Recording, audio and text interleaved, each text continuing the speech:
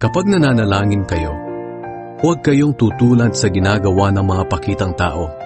Mahilig silang manalangin ng nakatayo sa mga sambahan at sa mga kanto ng lansangan para makita ng mga tao.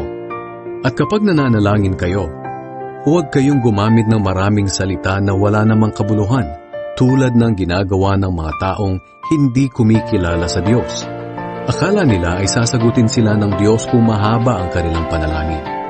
Huwag niyo silang gayahin dahil alam na ng inyong Ama kung ano ang kailangan ninyo bago pa man ninyo ito hingin sa Kanya. Kaya manalangin kayo ng katulad nito. Ama naming nasa langit, sambahin nawa kayo ng mga tao. Naway magsimula na ang inyong paghahari at masunod ang inyong kalooban dito sa lupa tulad ng sa langit. Bigyan niyo po kami ng aming pagkain sa araw-araw. Patawarin niyo kami sa aming mga kasalanan